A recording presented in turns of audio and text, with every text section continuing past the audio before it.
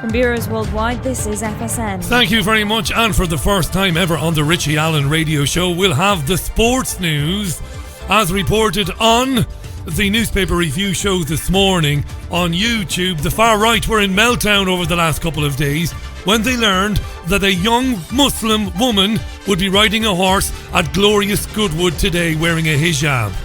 Well, she only went in one, you know. What kind of fuckery is this? She only went and won the race. God love her. Khadija Mella, the first hijab-wearing jockey ever, wins at glorious Goodwood today. And that's the sport, children. That's the sport. Welcome to the Richie Allen Show, by the way. It's the Richie Allen Show. Broadcasting live on richieallen.co.uk and multiple platforms around the world. And now, here's your host, Richie Allen. Oh, they were in meltdown. How could we allow a woman wear a hijab on a horse at an English horse race? Well, she went and won the race. Well done, Khadija. Right, coming up on the programme this hour, the wonderful Pippa King, the privacy campaigner, biometrics in schools. Pippa's been campaigning against intrusions to children's privacy and education, but much more besides. She joins the programme to talk about facial recognition software, 5G and more. Great lady, Pippa King on the programme. And in the second hour, the former ITV and BBC journalist Anna Brees returns to the programme. Check out breesmedia.co.uk. We'll talk about a lot around the reporting of the Carl Beech case, but we'll also talk about Anna's wonderful mission to empower people to become their own journalists and to make citizen journalism a reality using their phones and their tablets. Wonderful lady. Two brilliant women on the programme today. It's Thursday's Richie Allen Show, live on richieallen.co.uk, Fab Radio 2 here in Manchester, and triggerwarning.tv. How you doing? You well? Khadija. Khadija won the jockey. Yeah, bit of fun there. Fair play to her. Fair play to her. Right, let's just leave that one alone and move right on before I get myself into trouble. Oh, it's all doom and gloom. Oh, dear listener, it's all doom and gloom. All day long. Well, it's not just all day today, it's all day every day. It's all doom and gloom in the mainstream media. And the doom and gloom surrounds Brexit. It surrounds Brexit, and it surrounds what's going to happen if we leave with no deal. Now, before the referendum itself back in 2016, there were a lot of scarce stories designed to convince people to vote Remain. In the last few days, the days since Boris Johnson has won the Conservative leadership contest, thus making him the Prime Minister, people believe that Johnson is heading towards a no-deal Brexit. I don't believe it for a minute, but anyway, people believe that. So the scarce stories have replicated. They're like gremlins or mogwais with water being poured on them. They're multiplying these stories. I'm going to give you a flavour of about 5 or 6 headlines. These are genuine headlines from the last few days, dear listener. Sure, you won't believe it. You ready? You ready? These are genuine headlines now. If we leave with no deal. Nancy. Bank of England slashes growth forecast amid no deal Brexit fear. The pound is getting slammed. More bad news for Britain. UK car investment slumps 70% on no deal Brexit fears. We'll be laying off the car manufacturing workers. Diabetics have been hoarding their insulin on no deal Brexit fears.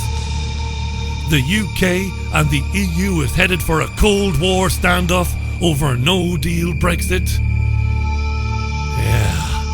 The French admit they could block UK exports in event of no deal Brexit.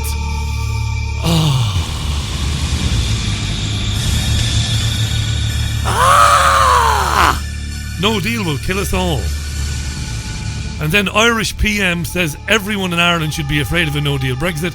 And finally, house builders voice fears over standard of new homes after Brexit uncertainty sees construction firms lay off staff. We're all going to die. Do you want to hear the Bank of England Governor Mark Carney? You don't? Tough titties. You're going to hear him anyway. Here he is today. He was asked by the media, what does this no Brexit, what does it imply for the ordinary, no deal? What does it imply for the ordinary man and woman? Well, let me reiterate that, again, we obviously don't speak for the government, but we listen to the government in terms of their stated policies, and it's still the stated aim of the government to have a deal. First point. But in terms of preparations, it is important to reinforce to people on the street, hopefully people also have homes to go to, but people on the street, that the financial system is ready for it. We have been preparing for this for years, both in terms of what we can do, but also the institutions themselves. But a no-deal situation, broad brush, is one in which sterling is likely to be lower, in which inflation is likely to be higher for a period of time. And the economy is likely to slow. Yeah, don't panic. It's not going to happen. It's not going to happen. Vaccines. Sky News is running one of these campaigns that I've been talking about. They've run campaigns on plastic in the oceans. Maybe no bad thing. They're running this big campaign on climate change. They're now running a campaign on vaccines. This is serious. This is an organisation that purports to present you with a series of facts. It isn't, obviously, but that's what it purports to do. Sky News claims that it has exclusive analysis of data from international agencies, from the Global Burden of Disease Study, from the Institute of Health Metrics and Evaluation. Sky News has got their own people to look at a series of data, and they have concluded it is shocking. We need to be taking more vaccines. We're not taking enough. And 7,000 people are dying needlessly every day around the world because they haven't had their vaccine. Here's Professor Helen Stokes-Lampard. Nothing to Frank Lampard, the Chelsea manager. She's from the Royal College of GPs. Professor Helen Stokes-Lampard went on Sly News this morning, and here she is. Yes, globally the uptake of vaccination is improving steadily, which is excellent and absolutely as it should be. What's worrying, however, is that in Western countries where uptake had been very good, it's declining. And that's what really concerns me. You know, in the part of the world where we are most affluent and most able to provide vaccinations for absolutely everyone who needs them, people are choosing not to take up this opportunity. That's a cause for concern, and it's something we absolutely need to call out, to highlight and do all that we can to push back against, to ensure that every child is vaccinated, is protected for life. Every child. Is there any credence to these anti-vax campaigns that do make the headlines? I mean, certainly it's been in the United States, there's been some quite high-profile ones recently. Robert Kennedy Jr., why don't you call him out by his name? Do they carry any credence at all? No credence whatsoever. What? The scientific community is appalled by what's going on. We have a generation of fake news, a generation of misinformation, and the problem is it's confusing to the public. Because the public are stupid, right? Scientists, healthcare professionals the world over are absolutely unanimous in this. Vaccination is safe, is effective, and every child, every person who could benefit must be offered it. Are they the descendants of the same scientists who told us that smoking cigarettes was okay? I'm just wondering. So we all have a responsibility here to call out the nonsense. Call out the nonsense. I'm in the final now. Of course, everybody who cares for their child wants the very best for them. But if you want the best for your child, listen to those who have no vested interest. Listen to those whose job it is to put heart and soul into delivering the best for your child. Right, let's park the no vested interest for a minute. Park it to the side there. Just keep your eye on it. We'll come back to it in a minute. Lies. Safe for everyone. Safe for everyone, she says. Well, she must be aware of the UK Sunday Independent story of May 31st, 2015. Thousands of girls report feeling seriously ill after routine school vaccination. That was about Gardasil, and that was in the UK. Thousands. They're totally safe. Totally, 100%. Nothing wrong with them. Thousands of girls seriously ill, routine school vaccination. So she's, as Jimmy Nail said once, or sang once, she's lying. So we know that it's not proven that they're safe. Park the vested interest thing, because that's very funny and very timely. What else did this professor say? There's still got to be a level of education, hasn't there, in these areas where people are having questions about these vaccines. I mean, how do you provide convincing information that they are going to take on and believe? Well, we need a multifaceted approach. I mean, we need to educate through the healthcare system. Of course we do it. As a GP, that's one of my jobs on a one-to-one basis when people come in asking questions about, should I have my child vaccinated? Should I be vaccinated? The answer is yes. Yes. GPs just need to say yes, of course, yes. Should I be yes, of course you should be. We can have that one-to-one advice. But this is a wider message. So public health messaging, so Public Health England and the public health domains around the 4 nations of the UK have a role here. Social media. The Chief Medical Officer is doing a huge amount of work on this. Social media. But there is something about the social media Bingo. outlets too. Where are the responsible social media users who can call out the nonsense when they see them? The companies who run the social media have a responsibility to appreciate the huge harm that their organisations are peddling, are allowing to be manifest. And individuals, if you see nonsense on social media, your friends and colleagues are spreading scare stories, don't be afraid to... Did she used to be on Heidi High one time? To call them out. Just signpost people to the NHS website. I go to the NHS, wait for it, because there's no vested interest. Wait till you hear this. NHS.uk, wonderful source of clear, honest, trustworthy information. It's not sponsored by any companies. That nobody's got a vested interest. The only interest that the NHS has is in keeping you and your family safe. She's lying. I don't love nobody else. She's lying.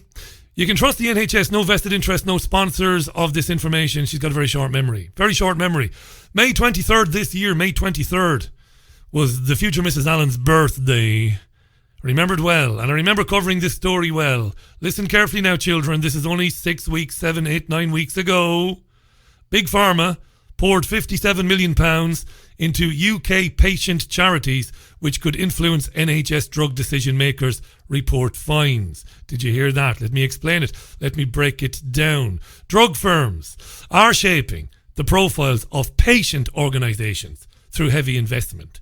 So patients, people who use the NHS, have their own lobby groups, and they're serious lobby groups, patients, right, who have these lobby groups to lobby the NHS. And drugs firms have been donating massive amounts of money to them, right? Meaning that they are influencing what those patient organisations are demanding of the National Health Service. If you can't climb the mountain, go around it. 57 million quid into UK patient groups who research and lobby for new treatments into specific conditions. This is the same thing as bribing doctors, which, of course, we know went on for decades because GlaxoSmithKline and others were fined billions of dollars in the US and elsewhere and in China for bribing doctors to prescribe their medicine. Now, they can't do that anymore without being caught. So now they're using lobby groups to get what they want. So the professor from the Royal College of GPs, well, she's a pathological liar because she will know this. Bath University, all credit to them. May the road rise with Bath University because they discovered this. It's been going on for years, and the amount of money being donated has doubled and trebled in the last 3-4 years. Wait for it. Half of the funding was primarily earmarked for research or campaigning activities. Campaigning, just like the campaigning we've heard Sky News do today. And the doctor who wants you to believe that she's not representing any vested interest group. She's lying. I don't want nobody else. I tell you, she's lying. Liars. This is how they've gotten around the massive fines for bribing doctors. And you heard it first, and you heard it exclusively on the Richie Allen radio show. This is why we exist. No such thing as entirely independent groups or bodies. The NHS is far from independent. Okay, right, let's move on. 17 minutes past the hour, 6 minutes time. Pippa King will be on the programme. Can't wait to catch up with Pippa. Wait for this. A record number of anti-Semitic incidents has been recorded in the UK for the first 6 months of this year by the Community Security Trust. Remember the name, Community Security Trust. There were 892 reported incidents between January and June, 10% increase on last year, which also had a record high, said the Community Security Trust. Remember the name. It is a charity that monitors anti-Semitism and provides security for the British Jewish community. They're a bunch of thugs masquerading as a charity. I'll tell you more about them in a minute. Thugs, right? So what's going on? Let's listen to Sky News presenter Neil Patterson. He introduces the story this morning. Now, a report by a leading Jewish charity has detailed a record high of anti-Semitic incidents in the United Kingdom in the first 6 months of 2019. Let's just have a look at the details of all of this. The Community Security Trust report found that there were 892 anti-Semitic hate incidents between January and June this year. Now that represents a 10% increase from the same period last year. Marie van der Zyl is the President of the Board of Deputies of British Jews and joins me now. Marie, thank you very much for being with us. Good morning, Neil. There has been an awful lot of discussion of anti-Semitism over the past couple of years here in the United Kingdom. You know, people suggesting that criticism of Israel can be, can't be. But let's be clear about the incidents that have been identified here. These are absolutely disgusting, abhorrent, clear-cut incidences of anti-Semitism. Are you asking her or are you telling her? What sort of a presenter are you arsehole? That's Neil Patterson. Anyway, let's hear the President of the Board of Deputies of British Jews, Marie van der Zyl. What's going on, Marie? There has been an increase year on year, and I think there is a direct link between anti-Semitism and the Labour Party, which is being fuelled more widely into society. Right, at this point he has to jump in. So, Corbyn came along, more anti-Semitism. Now it's being fuelled into society. How are we seeing that? Crimes against people, against Jewish people, are they on the rise? Has something happened recently? That's the presenter's job, right? Of course he doesn't do it. I mean, Mr Corbyn would suggest that certainly he is not an anti-Semite, that he has campaigned against racism. We know all that. He should have asked her about the societal issue. Where's the evidence that there are attacks against Jews? In all its forms. What is your issue with the way in which the Labour Party is policing itself at the moment? Yeah, let's not hear any of that. It just rambles on, and she goes on about one incident where somebody says that they're losing sympathy with Jews, which I don't think there's anything wrong with that. But some guy in the Labour Party very recently said that he's losing sympathy with Jews. She thinks that's hate speech. It isn't, of course. And she can't understand why he hasn't been fired. So then Patterson asks her a question. How are British Jews responding to these sorts of activities? I mean, frankly, you drive through North London, you pass schools, Jewish schools, and you will notice on every one of them there is an armed security guard on the front doorstep. Yes, provided by the Community Security Trust. Remember that, this charity have got armed guards on the synagogues and on the schools, right? Think about that. I'll come back to it in a minute. So what are Jews thinking of it then? Well, what would you expect them to think? There is real concern, and if you look... Of course there is. Look into the report, you will see the rise in the number of assaults. It is very sad that any community has to have police, or we're very lucky we have the CST, but it's an increasingly concern for everybody in the country to have to live under those conditions, to have guards outside schools and on the streets. In your role as President of the Board of Deputies, do you see any future relationship between British Jewry and the Labour Party as British it's Jewry? constituted? The Board of Deputies has recently told the Labour Party what steps it needs to take to... Yeah, piss off, love. Right, so that was the President of the Board of Deputies of British Jews. The community, this group, by the way, the CST, right, which we heard about, the Community Security Trust, the CST, is a charity. But it's a charity that is funded by the British government. And it uses that money, lots of it, by the way, to put hired goons on the doors of schools and synagogues to terrorise and terrify young Jewish children who don't deserve it, to convince them that there's some apocalyptic battle going on outside the gates, that you as a Jewish child and a Jewish family, you're in terrible danger because everybody hates you. They've got a vested interest, this charity, in terrifying Jews and convincing them of a rise in Jew hatred. There's little transparency. There's no accountability of this CST group whatsoever, and nobody has challenged them to provide some of the examples of this 892 hate incidents that have happened this year. Nobody has said, give us an example so we can analyse the claims and we can decide for ourselves if Jews are in any danger. And if you want to read about this CST group, these charities, this goonish charity, Read Tony Greenstein online. He's a Jewish man based in London who's an anti-Zionist, and he's been writing about them. This is very serious stuff, folks. It really is. Pippa King joins me in a minute. This is the Richie Allen Show for Thursday, August 1st, 2019, and I'm Richie Allen. And this is music from Bruce the Boss Springsteen. Welcome to your Richie Allen Show, live on Fab Radio 2, triggerwarning.tv, the TuneIn app, and my website as well. Welcome! Bruce Springsteen on the Richie Allen Show. Badlands, it's 26 minutes past the hour. Thursday's programme. Thanks for the tweets thus far. It's at Richie Allen Show on Twitter. Let's introduce my guest this hour. She's no stranger to you. Loads of stories. I mean, loads. This week, the city of Cambridge in Massachusetts, which I visited once, and it's a lovely place, has moved closer to basically prevent the local government from using facial recognition technology. 3 other cities in the country have already instituted such bans. That's in the United States because of concerns that the technology is biased and that it violates basic human rights.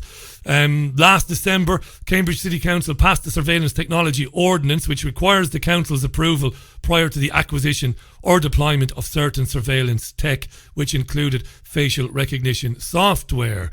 Now, listeners to this programme will remember we covered earlier this month the findings of Essex University, which showed that the UK Met Police facial recognition trials were deeply flawed, and that just 8 correct matches were made out of 42 suggested. Despite this, the Home Secretary then, he's the Chancellor now, but he was the Home Secretary, Sajid Javid, said that he would back the introduction of these police trials more widely of this facial recognition camera technology.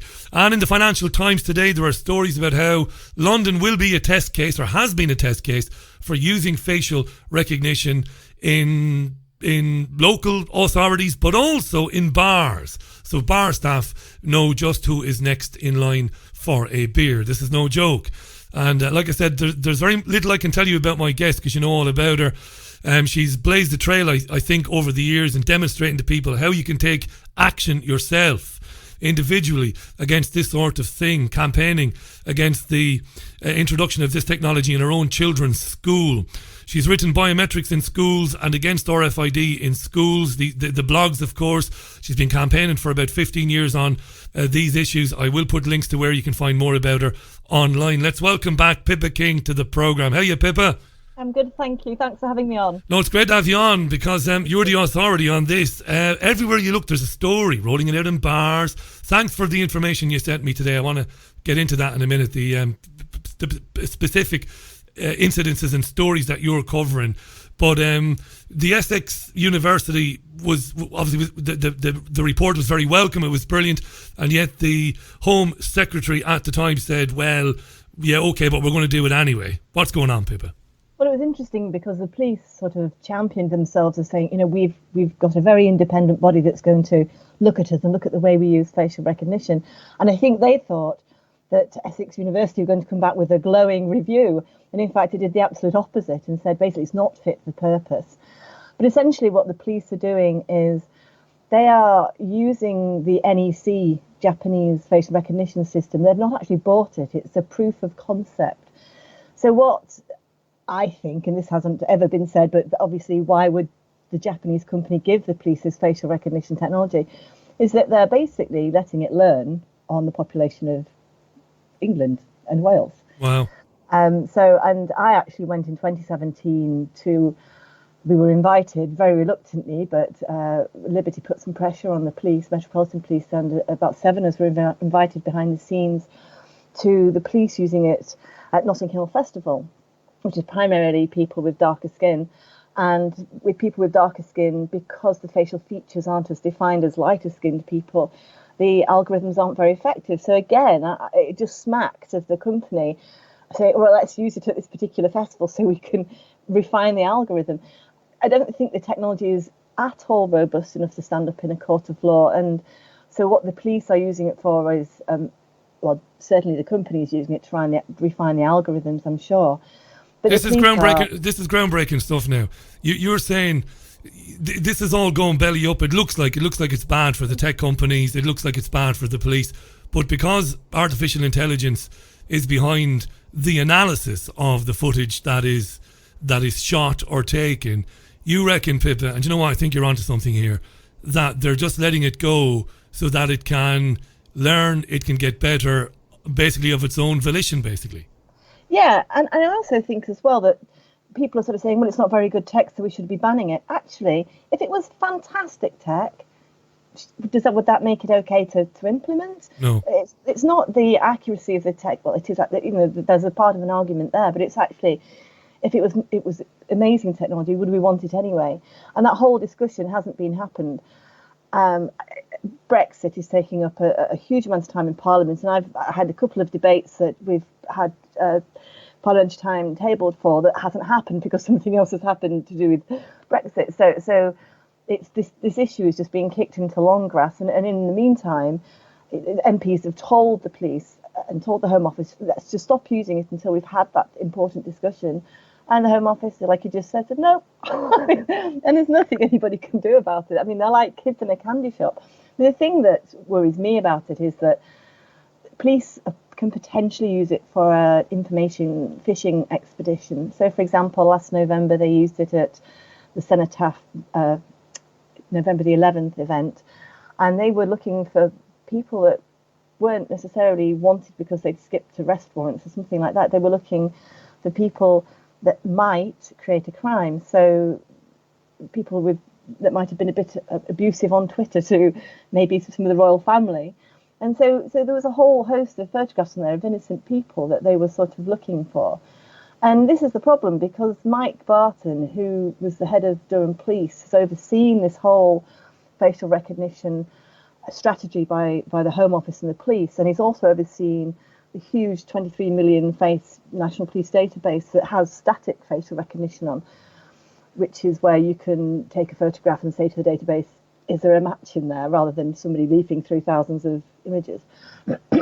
Now, he started in Durham to build portfolios and files of innocent people, persons of interest, that they were taking photographs from body cams that actually shouldn't be recording. There's specific instances and very clear definitions of when a body cam should record, and that's as it should be. But they were just randomly recording people who they thought might be of interest in them. And they built this database up of persons of interest. And why haven't they been pulled up on that, Pippa? They have. The Information Commissioner had instructed the police force to sort of delete the database, and as far as I know, the police force just said no. They've said no, but it should go beyond that, because I do remember reading they were instructed to wipe the data. I remember reading that. I probably read it on your website. I'm pretty sure I did. But what good is that unless you look? I don't want to see people fired, but unless you punish people for doing it. Well, I mean, I, to be honest, I've not gone back and had a look at that story. This was in May 2017, and they certainly the initial reaction from Durham Police was, no, we're not going to destroy the data, bearing in mind that the guy that sort of said that is the guy that's been overseeing the whole of the facial recognition sort of program with the Home Office. So it gives you an essence of the type of morals that's been put behind the whole project. And it's scary too. It's scary too. Didn't I read, and again you might have been talking about it, didn't a teacher or some professional walking past a van or a police car or a police lorry that was using one of these cameras, didn't he try to cover his features, and wasn't he threatened by the police? This was a recent story, wasn't it, if I remember? Yeah, it was this winter, I think it might have been January, at the Stratford Centre, shopping centre in London, and Big Brother Watch had been out and were handing leaflets out and making people aware that the unmarked van was there, and the guy decided to pull up his jumper and pull down his cap, and the police, on that basis, because he hid his face, stopped him.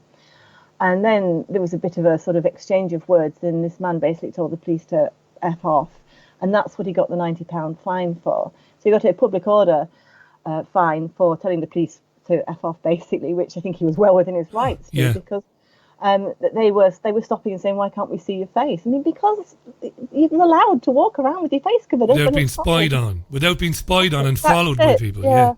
This is, Pippa, this is massive, this. Do you know it is? And again, I think I often say this. It doesn't get enough coverage, this is huge. And because it doesn't get enough coverage, it just seems to just trickle on, doesn't it? And it just moves on. It does, because essentially the street furniture is the same. I mean, really, I'm looking, along with the sort of privacy organisations, responsible use of the tech by government departments. And we have the Freedom of Information Act, where we can start to ask government departments and police forces how they're handling the data and how they're using the technology. But as you said earlier on, private companies and shopping centres are starting to jump on the same bandwagon. So I don't know if you remember, about 20, 30 years ago, we used to walk in a pub and behind the bar there'd be some grainy photos of people that were banned from the pub. And that equivalent, that company was called FaceWatch. And that company is now supplying pubs with CCTV with built-in facial recognition behind them. So they have a list of sort of people that have got ASBOs or, are on a watch list and or have been, naughty around pubs, I don't know. But what they're starting to do now is combine that information with the police. So you've got this blurring of That's roles. Outrageous, that, isn't it? I mean, you have the right, Pippa King and your fella, and I've got the right with my missus to go out tonight to Deansgate and to go into a pub and to expect that I am not being watched by the state vicariously through the cooperation of the bloody pub. I mean, that's beyond Orwellian, isn't it? And yet it's happening. It's not just happening in pubs, it's happening in everywhere. Supermarkets and shopping centres. But we can't track the advent of that because these are private companies and are not subject to freedom of information. So there's a very big unknown commercial use of facial recognition in the public sector that is a largely unknown. I think the only person that probably would have some knowledge of it is the Surveillance Camera Commissioner, Tony Porter. He's a really good guy. He makes a lot of good noises, but his role is completely, he can't enforce any legislation, and whatever legislation there is not up to date with the technology. Is he the watchdog, Pippa? Sorry to interrupt you. You mentioned this guy, Tony Porter. Is these private companies that are not subject to freedom of information requests, they don't have to comply with them because they're private companies. Does he have some authority over these companies? He does, but it's a voluntary code of practice that he set up that's sort of loosely based around the small bits of legislation we've got covering CCTV. And so companies, some big companies sign up to his code of practice, which is great. There's one man, and I think maybe a couple of people in his office, they can't enforce that code of practice, and it's not a statutory code of practice anyway. So if companies sign up for it and break it, A, the Surveillance Cameras Commissioner's office probably wouldn't know, and B, and even if they did know, who's going to notice that not even a kite mark or this voluntary sort of code of practice has been taken away? So it is a bit of a sort of free-for-all out there as far as this technology is going. But at the moment in the UK, we've only got live facial recognition system in mobile police units. We haven't got anything behind public space CCTV yet, except for Glasgow City Council. Oh yeah, which I was going to come to. And just before we come to that, so at the moment it's mobile police vans in the UK, but presumably they'd love to get these things fixed in position on lampposts like they have the regular CCTV cameras. That's what they want. Yeah, there was a grant that was issued to West Yorkshire Police a couple of years ago that actually they didn't spend, but the remit of that grant was to look at putting facial recognition behind public space CCTV and actually on public transport. So it would go on the rail system and the bus system so that it was completely ubiquitous, so you couldn't hop on a bus and get rid of, lose the trail. It was a complete sort of literally door to door. And they were sort of saying, well, of course, we're only going to use it for Alzheimer's patients and missing children. Nonsense. And we know that that's not the case because of the way that the Met Police has used their live facial recognition as a phishing expedition. And also as well, Glasgow have got their system set up behind 70 public space CCTV cameras. They haven't switched it on yet. Let's talk about that now. Thanks for that information again today. You sent that. I give out several websites of yours. Which website do you want me to direct people to? Your own website? So I have a Biometrics in School website that simply deals with that. And again, I've got an RFID in schools which deals with we had this case where over 5,500 kids were tagged with live RFID tags a number of years ago in the UK. But then I have another website called State of Surveillance. State of Surveillance, yeah. And that's where I write about all the other bits of surveillance, millimeter microwave technologies, scanning you for weapons, facial recognition. I'm just looking at revisiting the Glasgow thing, because I kept sending them freedom of information requests over the past 4 or 5 years since they've had the system. And I've always wanted the operational manual, sort of to say, these are the circumstances in which you can follow and what it can do. And they've always said, well, we've not published it yet because it's too early a stage. And then the last freedom of information request I got back, they said, oh, we have published it, but we can't give it to you because it's national security and law enforcement, and we're going to hide behind that because that's an exemption under the Freedom of Information Act. So I went to the Scottish Information Commissioner's office, who oversees the Scottish Freedom of Information Act, and they basically said, cough up. So they did. So I now have Brilliant. the operational manual. And it does look like it's literally been put together on the back of a beer mat. And the Scottish Herald ran 2 articles on it, and the reporter there said to me, it does look as though they've literally cobbled it together. But it's interesting because I understood the system simply to be able to track people. So there's somebody in a blue coat and green trousers and that sort of thing. They've always said it's not capable of facial recognition. Yes, it is, because it says in the manual, and it's give it a photograph, it will find the person. There's no system that wouldn't be intelligent enough not to look at facial recognition. They might choose not to use that aspect of it, but all a system like that is doing is actually, it's not looking at faces or caps or glasses or beards, it's looking at pixels. So you're doing to the system is saying, this is a set of pixels in the form of a face or a hat or a bag. I want you to go and find the same set of pixels from all these these security cameras. So the system it doesn't know what a face is, it's a computer system, but it just looks for the pixel. So you can put anything in there. But it's interesting because what we didn't know it could do is you can sort of geofence perimeters and sort of say, well, tell me if somebody steps over this line here. So it has intrusion detection. It knows whether people are loitering. I mean, who classes somebody loitering? Who knows what? A bus stop? Is that loitering? I don't know. And it's looking at crowd management, or you can get overcrowding alerts from it. And then that was a standard video analytics. The advanced video analytics provides incident tracking. So if there was antisocial behaviour or criminality event happening, then they could locate it via the cameras. But then they put in brackets, but we're not going to live track you or retrospective viewing. Well, what are you doing with it then? Because you could also live track somebody or use it for retrospective viewing. Anyway, what type of viewing are you doing with it? This is the Glasgow suspect search person tracking system. I will share the link that Pippa sent to me today, so you can read the little handbook, the operational manual, and you can see how vague it is. And it's crazy stuff. I'm fairly serious. I don't try and make light of anything, but I'm thinking of a future, like maybe not exactly like, but we remember that excellent film, which appeared to be nothing when it came out, but it was very good. Sandra Bullock was in it, and Sylvester Stallone, Demolition Man. And you have everywhere in society, when somebody does something that's deemed to be an offence or in breach of something, a voice speaks up and tells them that they violated some code and that they're fined some credits or something like that. That has to be where it ends up, Pippa. That's not just silly, that's not just me trying to be silly. It must end up like that. I mean, it's interesting. I know you've had people like Neil Sanders and Mark Devlin on before that talk about sort of this sort of boiling frog. These ideas in a couple of decades or in the generation before, and then it sort of slightly normalises it.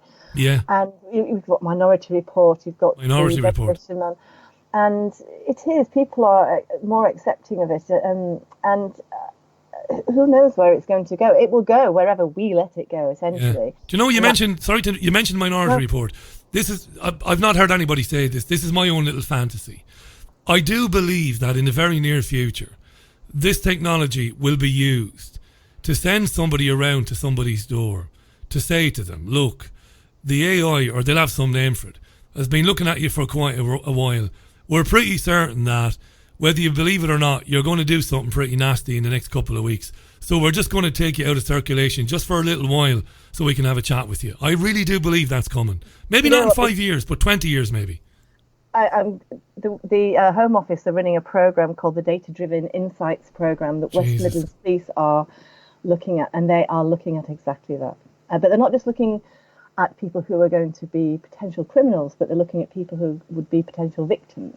Potential criminals, potential victims. So that's a win-win for the state and for corporations who benefit from this, because if a victim needs to be helped out, well, there'll be some big private company that's formed a semi-state body with the government who will be happy to take a whack of cash to look after the victim temporarily. And the private prisons, we're privatising everything as we know. The big private prison corporations will be only too thrilled to take Richie Allen, for example, or Pippa King in for a few weeks because, well, look, all the data says that you're going to offend against the state. This is no joke, Pippa.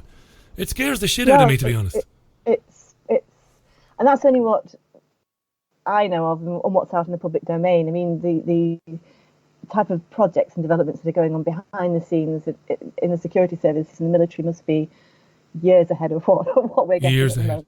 You remember Will Smith years ago when he made that film with Gene Hackman when he was on the run and he was being surveilled by the state? I can't remember what it was called. Began with a C. It might be Conspiracy or something. Will Smith and Gene Hackman. Smith gave an interview where he said that one of the big intelligence agencies was very helpful in giving some very sexy technology to the filmmakers. And Will Smith said, it's a true story. Smith said, oh, thanks for that. That's very good of you giving us this stuff. And it's really amazing. And the guy said exactly what you said, Pippa. The guy laughed at Smith, the spook, and he went, come on, kid. We're 25, 30 years ahead of this stuff. Yeah. Wow. I mean, it's interesting because, you know, we've had face recognition that was trialled in schools in 2008, a long time ago, and it was turned off because it wasn't fit for purpose. And then we've got facial recognition sort of coming into society. But the reason why I've been looking at Glasgow is because the big ICT provider that was providing Glasgow City Council, Serco, their contract finished last year. And CGI, which is a huge Canadian multinational tech company, went in with a £399 million 7-year contract to do all the ICT in Glasgow. They also provide all the ICT systems for the Scottish Parliament, Edinburgh schools, hospitals, you name it, and the Scottish borders. So with this sort of new contract, CGI, which has just got the contract in Scottish borders and Glasgow, have decided to gift an iPad to every single school child from the age of basically 5 no way to 18. So, but the only reason I'm telling you that is because CGI coincidentally run the facial recognition system on the police national database. Oh, you're shitting me. Can you just repeat that again? Can you repeat that again about the iPad? This company. So CGI are issuing in total 63,000 iPads to school children in Glasgow and the Scottish borders. So any child that's under 8, the ratio of iPad to child is 1 to 5. Any child 9 and above, every single child gets an iPad from CGI for free. And the company got the contract to do what? To supply all the ICT systems for the council, healthcare, schools, a big infrastructure ICT contracts. Now, when CGI got the contract for Edinburgh, there was an article that ran a couple of years ago in one of the Edinburgh newspapers that they were going to, one of the upgrades that CGI was doing for Edinburgh City Council was replacing all their public space CCTV with high definition cameras so that they could put facial recognition behind it. So and that was dropped in then. Every sort of 6 months or 9 months, I send Edinburgh a freedom of information request saying, have you done it yet? Because you sort of said you were going to do it. So I'm keeping an eye on these authorities. But the next stage for biometrics in schools, sort of bringing it right round full circle with CGI, is the fact that it's all very well issuing 63,000 school kids with iPads, and especially from the school children that we have, 1 to every 5 children under 8. How do you know who's using the iPad? Who's going to be doing the maths homework when you take it home in the evening? Is it going to be your big sister, your best friend? The logical next step for biometrics in schools is for the iPad, and this has happened in San Diego and it got turfed out about 3 years ago, the iPad to start facially scanning every 10, 30 seconds the person that's using the iPad, so they know that the data that's being used at that time is being used by the right human. By the right human. Imagine that. Imagine how could that not be corrupt? I mean, if we had the investigative journalists of old working for the tabloids. I mean, we used to have women like you in the past working for tabloids, women like you with your brains and your ability to write. Not anymore, of course, but they'd be all over this story now with CGI and the iPads and them getting the contract. They'd be all over, because that stinks of corruption. It stinks to high heaven, that. But that's only the basics, the corruption. I mean, I only found out about this about 10 days ago, so I've not really done much research into it. But the thing is, there's two issues, really. They're all free iPads. They're not free iPads. We've paid for that with the contract, with our public money. And actually, the bill's coming in about £12 million. 12 million? Of iPads. I mean, apart from any issues of privacy and data processing, there are more and more there's more and more evidence to suggest that the type of blue light that's coming off these devices is really not good for young guys. You know, don't get me started on Wi-Fi and radiation. Yeah. And that actually some schools, some more forward-thinking schools in the States and the UK, in fact in Ireland, there's a petition that parents have set up that where a school's done exactly the same thing, issued all the kids with iPads, and parents said, we don't want them to have iPads, we want them to have less screen time.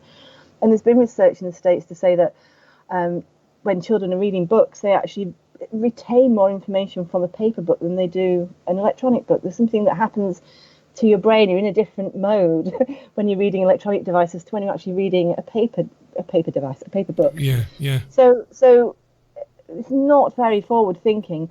But the thing that concerns me is when you get given something for free, you get given a product for free, you then become the product. Now, CGI is not giving away £12 million worth of iPads to 10% of the Scottish school population without some sort of data analytics going on behind that, because they want a return on that. Of course they do. Of course they do. And the children are subjects, aren't they? They're subjects of that experimentation. And, you know, I would be very interested to watch that story a bit more closely. There's got to be some percentage of the parents will say, this is crazy. You know, they can't all be just going to go along with it. I hope so. I really hope so. Yeah, so do I don't know. I mean, I seem to think this is, you know, knowing what I know is quite normal, but I can still say to people, you know, and they say, what do you do? I say, well, I campaign against fingerprinting and biometrics in schools. Like, what, the fingerprint kids in schools? I've been doing it since 1999. How do you not know about it? And it's because kids and school, we send our children off to school and we think, oh, they'll be safe, it's okay, and so they should be. But actually, there's a whole data mining environment. You know, for example, you could get a text at 8 o'clock in the morning saying, oh, don't forget to bring your swimming costume to school today, or your cricket whites, whatever, and then you get on the school bus and you're clocked on the school bus CCTV, then clocked as you go in CCTV cameras in the school. They might use your biometric for registration, then you log onto a computer. And that data trail for the child starts even before they've got to school. When they leave school, that data crunching and the data processing doesn't stop, because whatever that child's done that day then has to be crunched and processed and sent up to local authority or sent to what academy database, and then from there it goes to DFE, then it goes off to a company called RM Education that processes it all and gives it back to the DFA, and that happens 24 hours a day, 52 weeks a year. 52 weeks of the year. And so I watched The Great Hack on Monday night. I think you did as well. And I watched it and thought, we're all bleating about something we chose to do. And yet our children, we're pushing our children into an environment that they have no choice of. And that largely, actually, I would say 99% of the adult population aren't even aware of anyway. So we need to be really looking at learning from our mistakes and teaching this to the next generation. Let's not let them blindly wander into something that we did.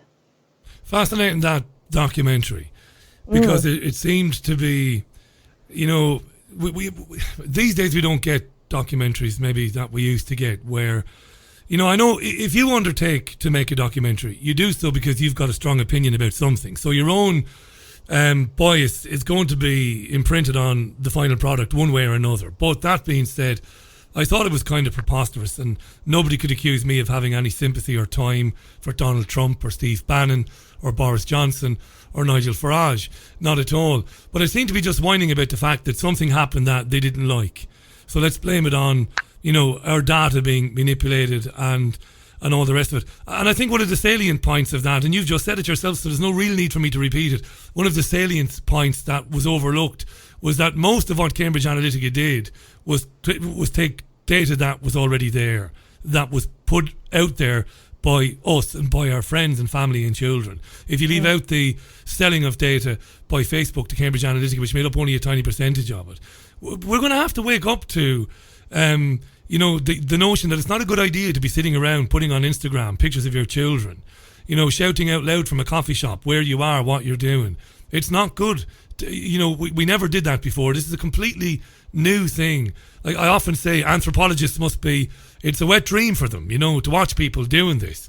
We need to be more aware of it. Go ahead, Pippa. I was going to say, it's interesting because as soon as I watched the film, I sort of said to my partner and said, well, A, the other side were doing the same thing. B, the government's been at this for years. That's why there's no legislation against it.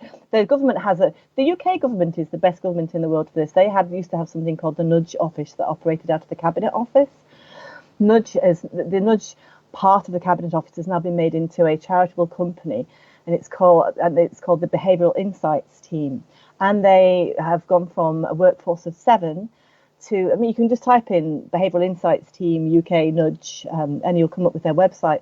In fact, I've just got it here. Just let me read. I was just looking at it before we went to air. Just let me read the about us. This is it here. The Behavioural Insights Team exists to improve people's lives and communities. We work in partnership with governments, local authorities, businesses and charities, often using simple changes to tackle major problems. The team has grown from a 7-person unit at the heart of the UK government to a global social purpose company with offices around the world. You can go and read, but they are in education, they are in healthcare, they are in everything. And this is our government. So this nudging people and finding what did they say it on the hack? It was the probabilities, the people that were the possibilities or something. They've been nudging us for years, and that's why there's no legislation about it. So it just so happened that the biggest nudge, that got found out by Cambridge Analytica and Facebook, I don't know why there wasn't another side or more in-depth look at the whole. Of course. And one of the better reviews of the film was in Variety magazine, and the reviewer made that very point. They missed this whole government and intelligence agencies aspect of all of this, going after this company. You made another excellent point. The other side have been doing it as well. If there is such a thing as the other side, it doesn't matter. It hasn't mattered to me for nearly 20 years, left or right. It doesn't mean a thing. Cambridge Analytica, to be fair, were brilliant at it. Absolutely brilliant. That just the film gave an insight as to how accurate and what they could do. And I thought it was interesting in Trinidad and Tobago. You'd have to watch the film, but basically Cambridge Analytica managed to swing a vote of population by encouraging a certain part of youth population not to vote. Yeah, that was very interesting. It was really interesting. So it's not even getting you to vote, it's getting you not to vote as well. Yeah, and it's the identity group thing. It's another whole issue. Why people just flock to these things. We see them flocking now to the environmental concern groups. And there are things to be concerned about. The environment, it's dirty and animals and stuff and die-offs and all the rest of it. But the climate change thing is another thing entirely. I think this technology that you've been writing about, watching, searching for, asking for freedom of information requests, all this sort of stuff, it's having a profound transformational effect on people, and it's making us less suspicious, less individual, and we just flock. That was fascinating that they just went along with it. Don't vote, started printing the t-shirts, couldn't wait to join in, and off they went. And wow, Pippa, because your children are in their teens now, or not quite teens, early. Graduated. I know. Time flies. How long I've been at this? I know. Yeah. Well. Yeah. And we're home educated as well. So I learned. You're home educated. So both my children were in primary school, out for high school, went back in for A levels. They came out with 4 or 5 GCSEs. Made no difference whatsoever to their outcome.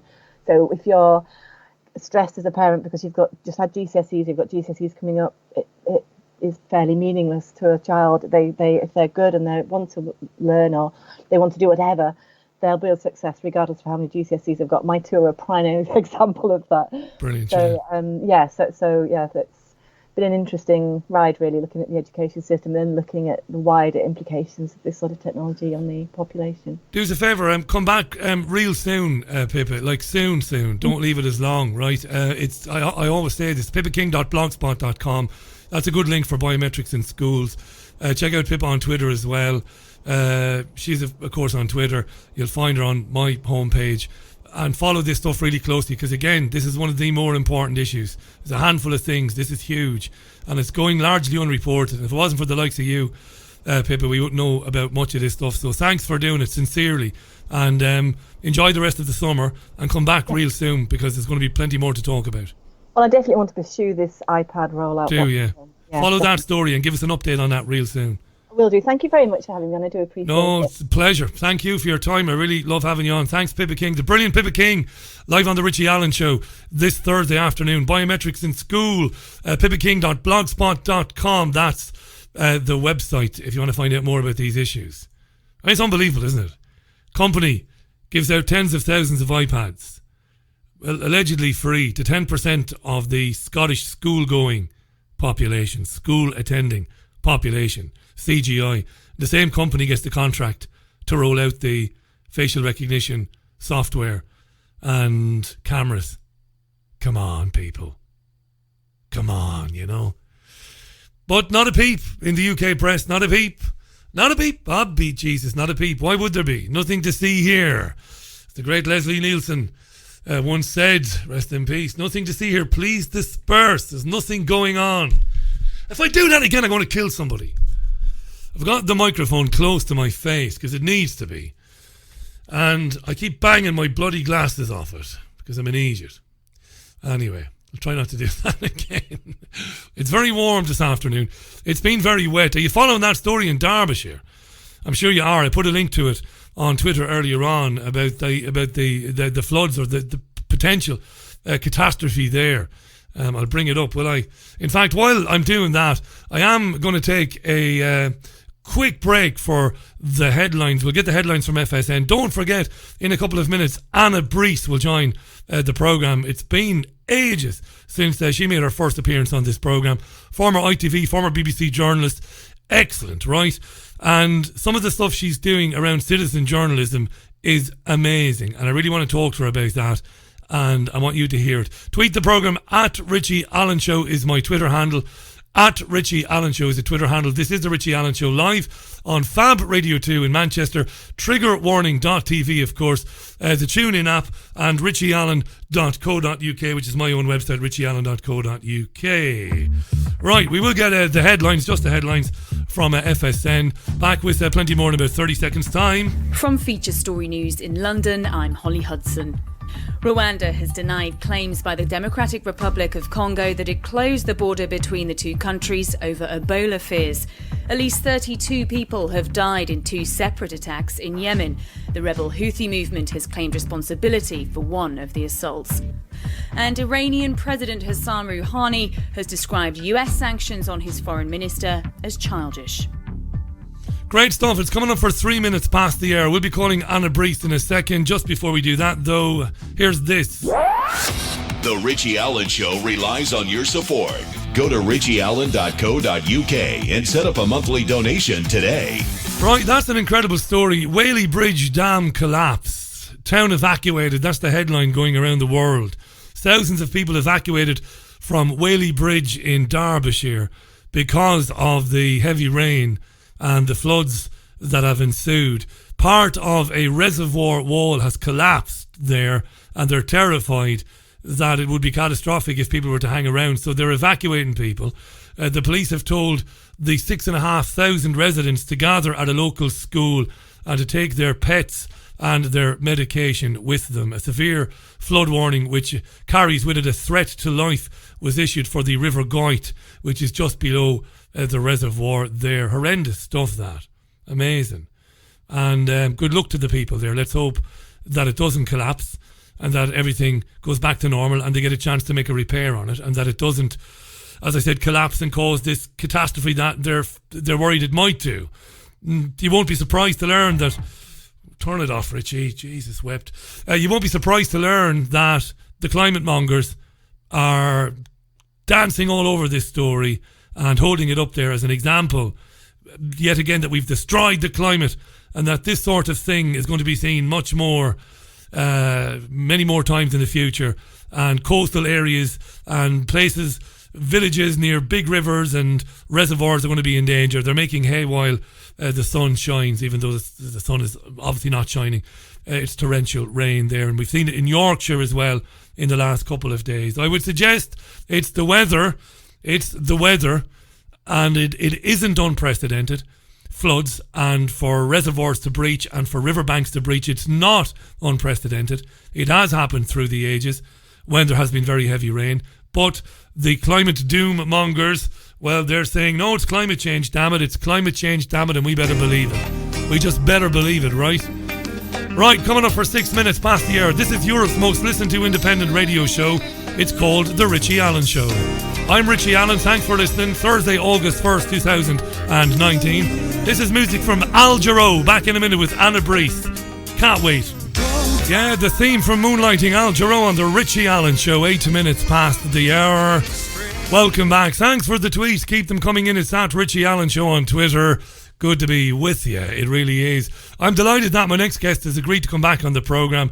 She was on with us either very early this year or late last year. She's a terrific journalist. Has worked for ITV, as I've mentioned already, and the BBC. She's had a stellar career. She's doing something quite extraordinary now, by the way. And you can find out more about it at the website breesmedia.co.uk. That's BREES, breesmedia.co.uk. And it's around encouraging people with stories to tell to use the means at their disposal, use their phones, use their tablets to create their own media and to put it on the internet. It's brilliant. It's not new, but I've never seen anybody do it like her or with the success that she's had to date. So it's breesmedia.co.uk. Let's welcome back to the programme Anna Brees. Anna, welcome back. How you doing?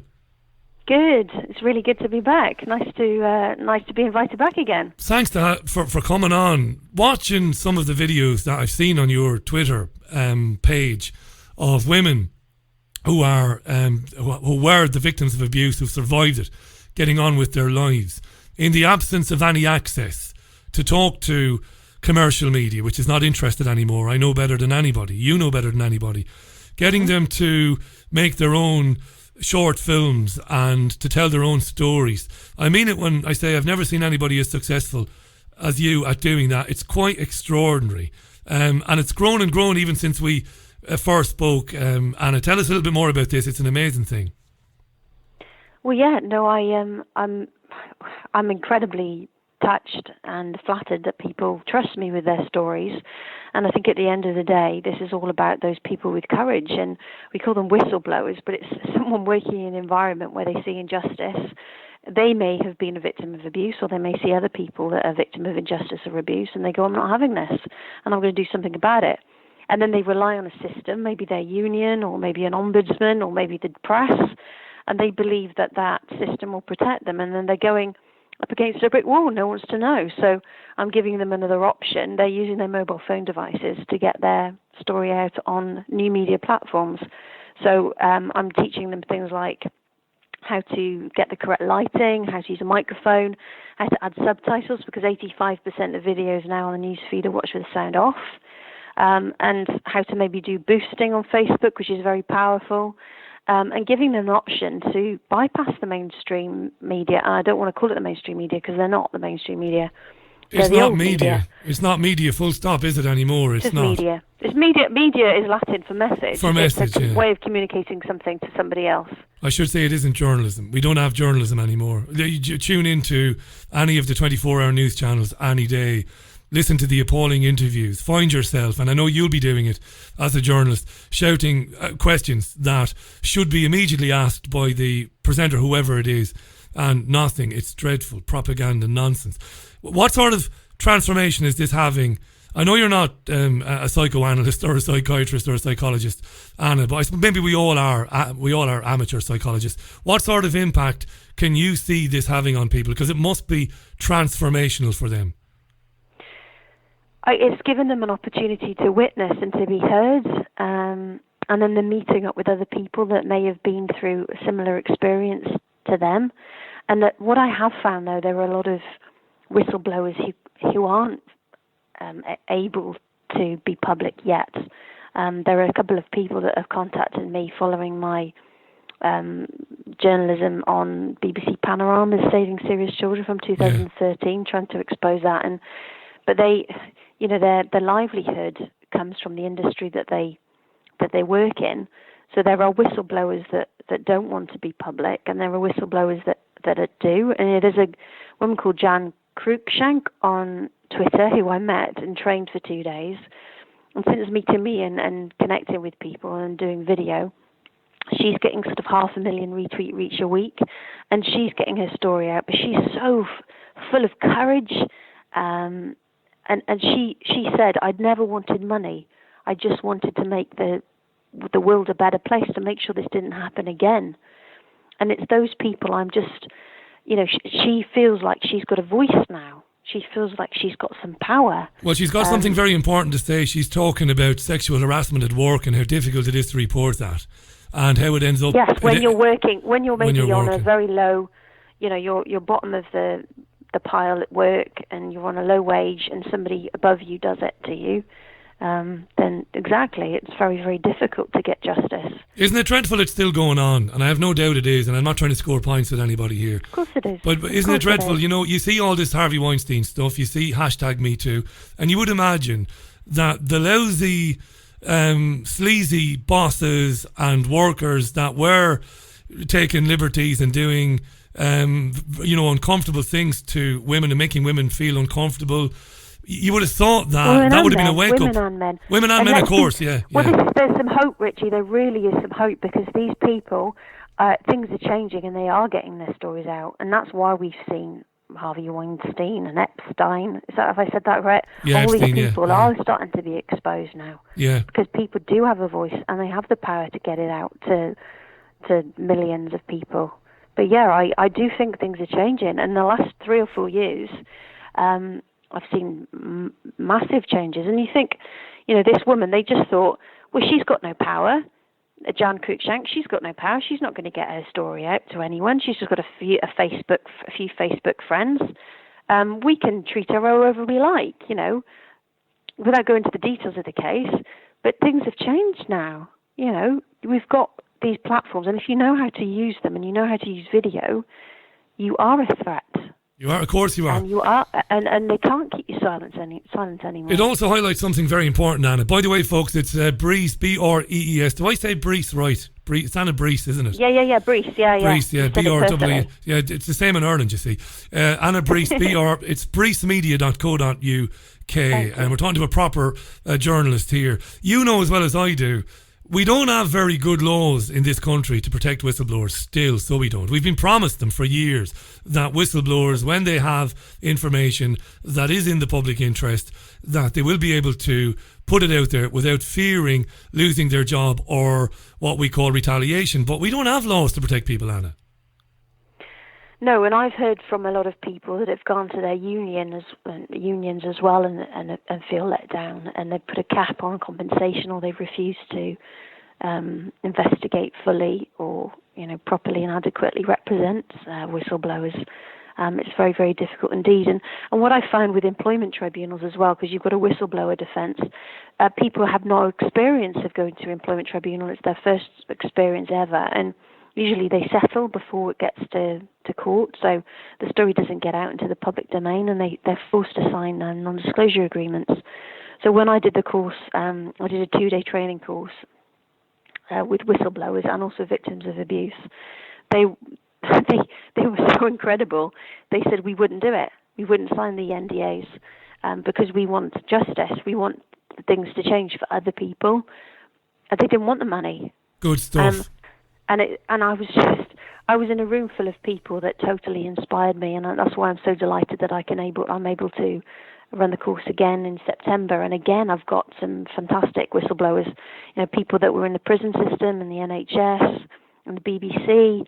But I'm just happy to pass on my knowledge of how to bypass yes, the mouthpiece of the gatekeepers of truth, the mainstream media, and they can do it with a mobile phone and a bit of knowledge about social media and new media platforms. Yeah, and you touched on something important earlier on. It's the production values. Back in, I think I said this to you the first time we spoke, back in 2013 in London, when I was part of a not very successful TV venture, one of the things we really tried to impress upon people was the production values are vital. They're hugely important just to get people to watch, because we are subconsciously less likely, whether we know it or not. Most of us don't know it, hence subconscious, but we just bypass stuff. It could be a brilliant message. Yeah. It could be fantastic. You know this, don't you, Anna? 100%. Yeah, it's really important. And even, I completely agree with you, Richie. And as soon as you see someone and you see them on a regular basis, then it builds up this trust, because you see their face, you see their emotion, you see their passion.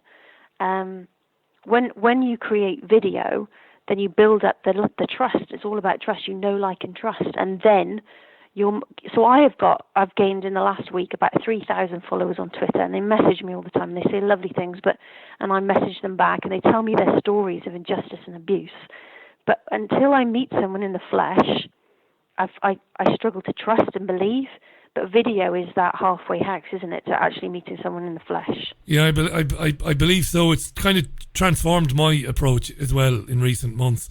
But I've always been a radio guy, and didn't really want to be. Your voice. You hear your voice, so it's the same. Use your voice, yeah. But I'm well aware of the fact that a lot of younger people who listen to me, they do get more of a kick out of a bit of video. So I give a bit of a video now by way of a crappy a newspaper review thing in the morning, and just to kind of fill that kind of gap, because I understand that I'm a 44-year-old middle-aged grumpy gammon, right? And I don't want to be doing a YouTube stream in the morning because I can't be bothered. But I know that it supports the radio show, and it does. Now I want to ask you this: it's breesmedia.co.uk. Let's talk about the media and how it behaves, and you've done a lot of great work in helping to help those who exposed the BBC's conduct around the false claims against the Syrian government, and congratulations on that. It's great stuff. It's vitally important. Let's talk about the reporting around Carl Beech, the man known as Nick, who made allegations. Just to mention as well, I'm going to be on Russia Today with Robert Stewart. And we're going to be talking to a big audience. A big audience. And you'll get time on Russia Today. They'll give you some time, which is good. You'll get some bloody time there. That covers the Syria one. Yeah, that we're doing it on the 7th of August. It's a pre-record for Renegade. That's a great programme. Yeah, I'm really glad you're asking me about Carl Beech. Well, it's huge, isn't it? And I spoke to one or two people earlier in the week, and I threw your name in. I know you were away. Thanks for coming on so soon after you've been away for a few days. So let's talk about it then. Let's talk. The man has been sentenced to prison for 18 years for making false statements about murder to the police and naming people, Harvey Proctor and others. Of course, he made allegations about Edward Heath, who's dead, former UK Prime Minister. That's a story I've been covering for nearly a decade, and some of my older contacts have been covering it for 20 years or more. But your approach is fresh and really interesting. What do you think of how the media has covered that, and your impressions of Carl Beech and all the rest of it? What do you think? Absolutely. So he was a liar, a fraudster, and a paedophile. Did they know that before they spent £2.5 million? Yeah. On Operation Midland? Did they know? I want to just go through a few things, because before I got prepared for this interview, I've been looking at some of the kind of mainstream media articles, old media articles. Freddie Mayhew in the Press Gazette called it now, following Carl Beech's, what would you call, he got 18 years. He's sentenced. Following what's happened in the last few days, he said it's now a fictional Westminster paedophile network. He's just on Carl Beech's, I'm trying to find the right word, help me here, Richie. Based on his testimony, based on his testimony. Yeah, that it's all. Now the Press Gazette are saying it's a fictional Westminster paedophile network. They're coming out and saying that is fact. So it doesn't exist then, Dominic based Lawson, on Carl Beech. in the Sunday Times over the weekend again agreed with this. It's a fictional Westminster paedophile network, and Edward Heath is now innocent, apparently, just following on Carl Beech's testimony. And I just want to mention Dominic Lawson in 2011. Wrote an article in the Sunday Times about how he was staying at Epstein's infamous Florida home. His links to Epstein. You're kidding. So why did Sunday Times pick Dominic Lawson to talk about Carl Beech as a comment piece on Sunday on the Sunday Times? Do we know why Lawson spent time with Epstein? Was he doing a feature on him? Was he interviewing him? No, his wife has known him since the have a look. All you need to do is look up the Sunday Times article from 2011, Oh, I will, Dominic yeah. Lawson and Epstein. So he was staying in their Florida home because his wife's known them since the mid-'80s or 1988. Wow. Well. So that's everyone right now can go into Google now and put Dominic Lawson and Epstein. What a coincidence. Dominic Lawson wrote about Edward Heath on Sunday and said that Dominic Lawson wrote on Sunday, just gone, that Edward Heath is now innocent because of what Carl Beech has done. That was his claim, his comment piece. It's like washing the hands for the nation. It's all over now. Don't worry about it. Yes, it's nothing to see here. And is it all fantasy? Has Carl Beech made it all up? And did they pick him on purpose? What I would say is they based it, what it seems to be, all on one man's testimony. What I'd like to raise with people, and I'd like to ask them to go and have a look for themselves, is back in March this year, the independent inquiry into child sexual abuse in March interviewed Don Hale, a former newspaper editor, Paul Holmes, a former detective inspector, Andrew Surplice, a former detective inspector, former detective chief inspector Howard Groves, and they all said, on oath, that they were asked to cover up VIP paedophiles. Yeah, they did. I remember it well. Yep. Do you remember? And Yeah. not only, there's Michael Tarraga, James Reeves and Anthony Daly also allege that they were witnesses or victims of the meat rack and a Westminster paedophile ring. Isn't it also amazing? Has that been in any of the papers over the last few days? It's been in none of the papers, and you know what's also and amazing? Mike Veal, Chief Constable Mike Veal. Just going to bring it up. Police. There must be telepathy going on here. I was just going to bring him up. Mike Veal, while he was conducting that inquiry into Edward Heath, Conifer, Operation Conifer, while he was doing it, he was being bombarded by the media, undermining him all the time. He produces a report and he says the allegations against Edward Heath are credible, and if he was alive, he'd be interviewed under caution. Mike Veal then went to Cleveland Police, where he was basically left go or suspended or fired because of some allegation of misconduct. Can you believe it? A mobile phone, and when he was playing golf, I think he damaged his mobile phone, something like that. Well, I was there when he called former Scotland Yard detective John Wedger, and they had a conversation off the record. And I just hope and pray that Mike Veal one day goes on the record. Like all whistleblowers, we need them to go on the record, and they're scared. But I'm aware of certain information in relation to Mike Veal. But I know you can't say it. So you think it's plausible that Mike Veal is being punished for Operation Conifer? Plausible. It's a possibility. We can't say for certain, but we can say it's. We need to get him on the record. We need to get him on the record, yeah. If the BBC or ITV called him up, or Sky News, he might go on the record. But if me, as an independent journalist, former BBC ITV journalist with, no money behind me, try to get him on the record, it might be difficult. He needs a platform that will believe him. And I was looking at the timeline over Jimmy Savile yesterday, and it was very interesting. The BBC knew about Savile for many, many, many, many years, and what forced it to come out was ITV. It was actually ITV. Do tell. They had the information, they contacted the BBC, and they said, we're going to publish this. So the BBC were sitting on Savile, like the top brass, because this has always been a bone of contention for people. Who knew what? Because I've never directly worked for the BBC. I did reports for the BBC when I was in Spain and when I was in Ireland. Various stations would ring me up because I was known to do a 3-minute piece or a 4-minute piece on something. And I made a few contacts, but I never worked for them directly. I never took a payment either. My currency was they would give me access to guests in return for my occasional reporting. So the argument has been for years that the top brass didn't really know. They were as surprised by the Savile revelations as everybody else, but this is nonsense. Well, no, the other thing that I would ask your listeners to look up is somebody called Marion Jones, who lives in Wales. Now, he was a former BBC Newsnight. He was in charge of BBC Newsnight, I believe, and he left to BBC Panorama. And BBC Panorama did a programme on BBC Newsnight called What the BBC Knew. So it was a BBC investigating itself. And he said straight after that, they got rid of him. And they also got rid of a guy called, I believe he's called Tom Giles. He knows and works for ITV. He's the head of current affairs at he's the head of current affairs at ITV. So he was head of BBC Panorama at the time when they did this piece on themselves, and he said that everyone on the right side of the Savile argument, they got rid of them and called them traitors. And that follows alongside the information that I've received in relation to BBC Saving Serious Children 2013. I've heard from people who are friends of BBC executives, very, very similar story, where they've been bullied. BBC executives have basically been bullied. It's all about loyalty. It's all about keeping quiet.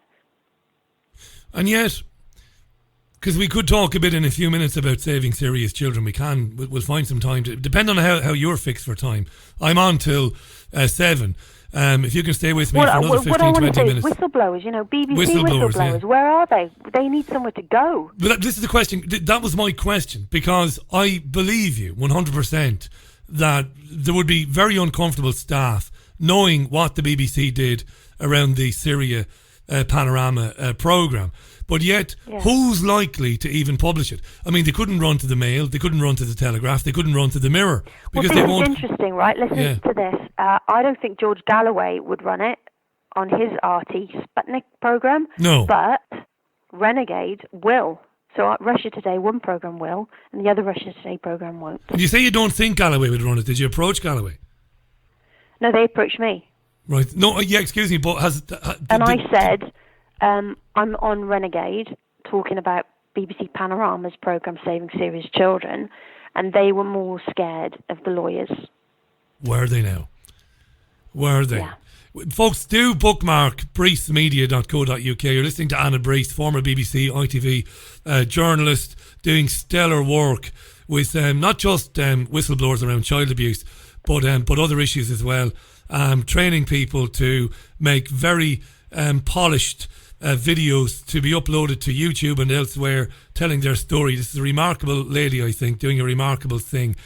Savile, then, I've heard from very credible people over the years that Savile, it was an open secret that he was providing children for some very powerful people. Now, you've spent quite a lot of time of late speaking to victims and whistleblowers. Is that the sort of thing that you hear? Not just Jimmy Savile, but some of these other high-profile paedophiles. Some of them were procurers of children. Do you hear that sort of stuff, Anna? It's very difficult, and I've said, and I've been very open about this, we only pass on knowledge from sources that we trust. So it's only true to me because I've heard it from somebody I believe or trust. So, I've met with people directly and talked to them about their experience of abuse, and a lot of them have been abused in children's homes, especially in London, in Islington, Beech Home, and they weren't high profile. Their abusers weren't high profile. I haven't ever met anyone who's been abused by Jimmy Savile. I've met somebody who alleges they were abused by Edward Heath, but it was he explains that it was mild compared to what he received when he was in care, and that Edward Heath just dried him down. They went out sailing, and he gave Edward Heath oral sex, and Edward Heath gave him oral sex. And it's in the book Meat Rat Boy, if anyone wants to read. It's just a very short chapter. And is he young? It wasn't a big thing in his life. It wasn't a big, he was anally raped. And I hate to say this, but he was horrifically anally raped from the age of 4, he alleges, at a foster home in Borehamwood by foster carers who are now dead, called Bob and Ivy Woods. So how did he come to be? The big story, the headline is obviously Edward Heath. Of but course for him, it was quite insignificant in relation to everything else that he suffered. Anna, how did he end up in the company of Edward Heath, and how old was he at the time? He was at a private. He was at a school. He was like 13 or 14. It was 1962. He was in care, and the deputy head teacher took him to Pinmill in Essex. I feel it's difficult for me to relay all of the details. No, I understand that. I understand that, yeah. And did you find him, Anna? Can I just ask you this? Like myself, you've interviewed maybe several thousand people, and you get a feel for people. Did you feel that you were speaking to a credible gentleman, that he was telling the truth? Did you feel that? I know you can't know. It didn't come up. It didn't actually come up in conversation. Okay, I'm with you, yeah. Okay. He was talking to me about being 4 years old, and his the injustice he feels was in relation to Lambeth Council. He was angry with Lambeth Council for his care. He was left as a child at the hospital because his mother was a prostitute. He was one of twins, and she just abandoned him at the hospital. And he was really angry with Lambeth Council and how he was put in foster care and basically sold for sex. He didn't talk about Edward Heath. It just came up in conversation after like a couple of days and long conversations. It wasn't really a massive thing for him because it was, he had to call him, he said he called him Uncle Teddy, and he was dried down, and he just sort of touched him a bit and played with him a bit. But he remembers the details and how old he was and what school he was at and where it was alleged to have taken place. Anna Brees is our guest, breesmedia.co.uk. We've been talking about Carl Beech, the independent inquiry into child sex abuse as well. Let's talk about that. Obviously yesterday, the press reported heavily on revelations about Beechwood Home in Nottingham, which didn't surprise me or my audience, because we've heard from people who were at Beechwood Home, and some of the stuff is hard to believe, Anna, isn't it? Even for, I wouldn't call us hacks or hard-nosed people. We're not hacks or hard-nosed, but we've been around the block a few times, you and I, in terms of we've covered a lot of stuff over the years. But yet to hear that children were returned to foster families where the council knew that those foster families, or at least one member of the foster family, had abused the children, and yet they were sent back there, or other children were sent there. I can't for the life of me figure out how that could happen. How somebody in authority wouldn't say, right, that family there, they never get another child, and we report that family with the information we have on them. But yet, repeat offenders, they kept going back to these families. I just can't understand it. It's like it's like systemic is what I'm thinking, Well, if you'd said that to me 2 years ago, I'd have agreed with you. But now, because I've spent so much time talking to victims of abuse and people that have been in children's homes, especially in the 60s and 70s, I'm not surprised. What was going on? I mean, you look back then, you think, I look back, and I know we're somehow conditioned to do this. We're conditioned to kind of look back nostalgically, even to a time when we were not alive. I was born in 1974, but I look at the 60s and 50s nostalgically. It must have been a better time.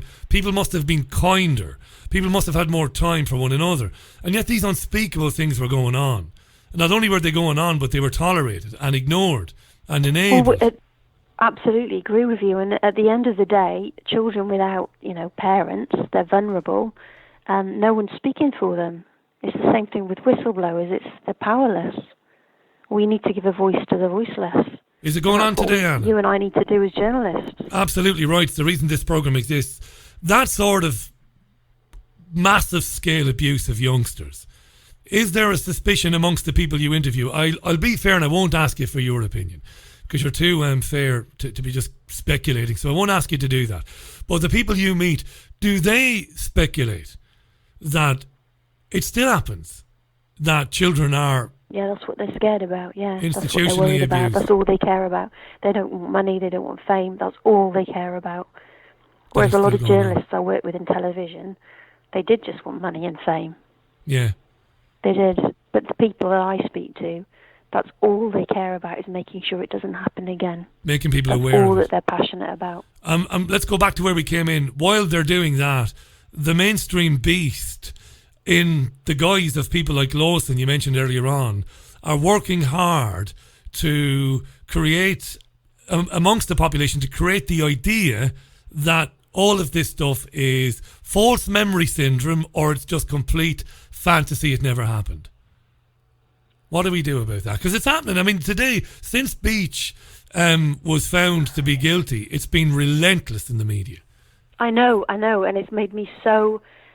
it's fired me up, and I've got to make sure that I don't let the emotions take over. You know, when you feel really angry, and as a journalist, you've just got to remain calm and focus on the evidence. And it's very, very difficult for me, because I think about the injustice, and I think about how this is going to prevent other potential victims of the the Westminster paedophile ring from coming forward. I'm aware of James Reeves and Anthony Daly and Michael Tarragon, and they haven't spoken to any of them.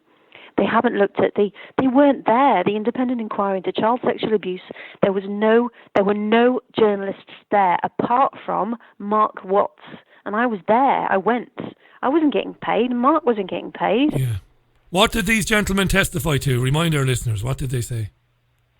Well, the people that I've mentioned before, Don Hale was a former newspaper editor, Paul Holmes is a former detective inspector, Andrew Surplice is a former detective inspector, former detective chief inspector Howard Groves, told that they were told to ignore the meat rack. They were told to ignore anyone involved who was a VIP, who was seen or photographed with young boys. And of course we had Tim Fortescue famously going on the record in 1997, formerly the chief whip of the Conservative Party under Heath, saying that it wasn't unusual for an MP who got into trouble around small boys to get the whips to bail him out, and then the whips would have him for life because he would do whatever they wanted. And Fortescue famously said that might sound like not a very nice thing. Yeah, of course not. But that's how it went on. And he said it so casually, didn't he, Anna? As if it was just going on and it's just one of those things. I know. But what are we going to do? I ask you. But I think you're one of the rare compassionate journalists, an empathic journalist. And what I say to people is, it was 2009, 2010, and I had a child, and all of the colleagues that I knew and the women in the TV newsroom, they wanted to Sky. I would name them, but I wouldn't want to shame them in any way. And at 6 weeks old, they put their babies into full-time nursery. I wouldn't do that. You're an empathic, compassionate journalist. I get the impression. I'm the same. I'm not doing this for money. I'm not doing this for fame. I'm doing this to make changes. No, there's no money in it. To bring about truth and accountability. You're right. There's no money in it. Not in independent. There's no empathy. With the women in the newsroom, there's no. On the whole, it lacks empathy. It lacks compassion. Why is they that? Can put their own children in full-time nursery. To pursue a career. Right now, let's briefly get into that before we run out of time. Thanks for coming back today. Anna Brees is the guest. breesmedia.co.uk. Special thing she's doing, I think. I've seen people try it before and it hasn't taken off, but I think Anna's doing an amazing job working with people, getting them to be their own producer, editor and journalist themselves and get their information out there. It's terrific stuff. Is that some sort of, we're getting into really kind of almost like esoteric areas now, but is that some sort of agenda to take the maternal instinct out of women generally across society? I wonder about that, I speak to feminists sometimes on this program, and I sometimes bring this up and they laugh at me, and I speak to feminists in my private life. Is there something going on that the maternal is being driven out of women? I don't know. What do you think? When I was working in ITV, all of the heads of news were men. The only woman that I knew was a head of news didn't have children. And I think it's changed a bit now that they're more family flexible. But certainly when I was offered a full-time job at the BBC, I turned it down because I had children. And I thought being a mum was more important at that time when they were little. And that was just a decision I made. And I know we've got to be very careful about judging other people. Yeah. And the decisions they make are theirs. But, if you don't put your own child first, and we all know, and it's, the evidence suggests that a child needs its mother for the first 3 years of its life. If you're not putting your own child first, you're putting your career first. And I might be criticised for this, and I don't mind if I am. Are you then equipped to deal with these kind of issues, child abuse and whistleblowers and an empathic response to these stories? That's really interesting. Is there an argument to be made then, and a lot of my listeners would agree with the necessity of mother and child being together for the first few years, is there an argument to be made that the mostly male-dominated media organisations, that they should have, or should in the present, make it accommodate women who've had children? They are starting to, and I believe they are starting to accommodate women more. Definitely, they're supposedly that is something that they're taking on board, I think. So you don't have to lose because that you've job. got the reflexes, but there is the thing about television journalists, though, in television journalism, and I hear about people talk about the corrupt TV news or the mainstream media. A lot of it is not about corruption. I don't think it is at all. It's about the news cycle, the daily news cycle, and you have to create content very quickly. So you don't have time. So somebody might call you and say, I'm a whistleblower, and they tell you a long story. You just don't have time. You've got to create a half-hour program that day, or you've got to get a newspaper out.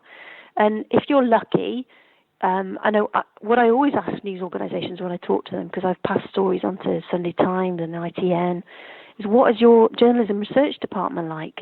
So a lot of them don't have it. They don't. So you've got these fantastic stories and people calling in with these fantastic stories. You just don't have the time to research them. And journalists on the whole, you know, a lot of journalists really do want to, and they've gone into it for the right reasons. But you have to produce content very quickly, so you have to rely on a very few, you know, a small number of trusted sources, which tends to be people with money, you know, communication departments and PR. And this is the reason I've done some funny stuff on this, where if you tune into BBC News 24 at 8 o'clock in the morning and Sky News, they cover the exact same stories in the exact same order.